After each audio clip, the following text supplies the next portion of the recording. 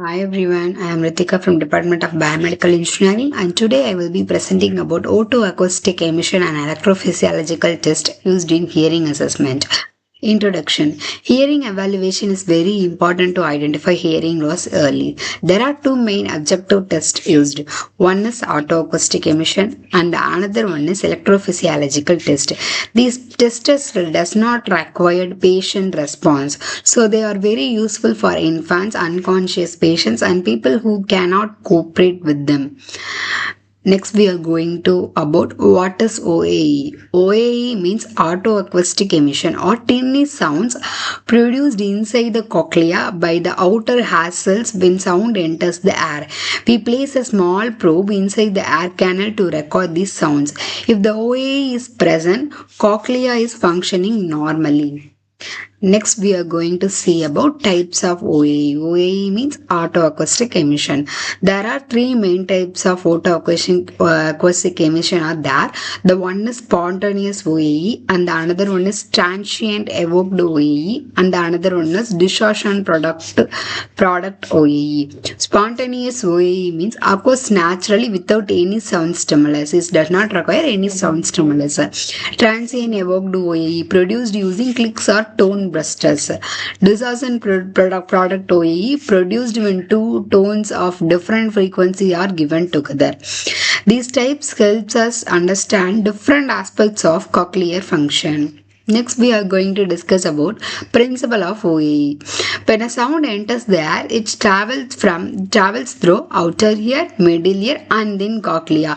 Inside the cochlea, outer hair cell amplify the sound and produce a backward wave. The microphone in the probe detects this backward sound. So OAE mainly tests outer hair cell function. Next, we are going to discuss about equipment used for OAE. The OAE machine has a speaker to send the sound, a microphone to record the emission, a computer or audiometer to analyze the display results. It is simple, quick and safe method to detect the hearingness of the patient. Clinical application of OAE. OAE is widely used for newborn hearing screening and the monitoring hearing during ototoxic drug treatment and differentiating sensory versus neural hearing loss, assessing patient who cannot respond, early detection of cochlear damage. Even though it have advantage, but it have limitations of OAE. OAE has some limitation. It cannot test the auditory nerve or brainstem. Middle ear problems like a fluid or wax that reduce the emission. It cannot give exact hearing thresholds. Therefore, OAE alone is not enough for full diagnosis.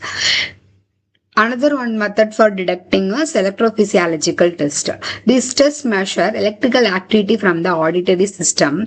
Common types auditory brain response ABR and auditory steady state response ASSR and electrocochleography ECOG. They help assess the nerve and brainstem pathway. Auditory brainstem pathway is the first response, ABR. In the ABR, electrodes are placed on the scalp. Clicks are played into the ear and the machine measures the brainstem's response. It helps in detecting hearing threshold, checking auditory nerve path, screening for tumors like acoustic neuroma, and testing infants and unconscious patients. ASSR.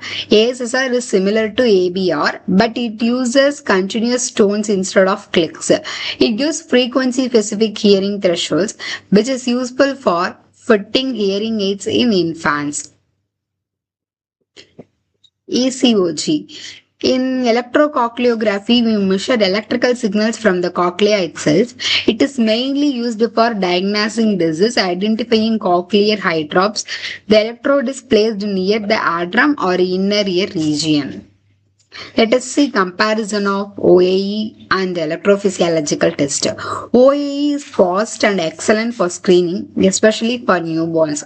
Electrophysiological tests give deeper information about the auditory nerve and brainstem. Both tests complement each other and together they provide a complete hearing assessment. Applications of these testers. These testers are commonly used in newborn and school hearing screening, diagnosis of nerve related hearing issues, monitoring hearing during surgeries, assessing hearing in coma or sedated patients. Conclusion. OAE and electrophysiological tests are very important in modern audiology. They help in early detection, diagnosis, and management of hearing problems. Using both methods ensure accurate and complete evaluation of the auditory nerve. Thank you for listening. Thank you.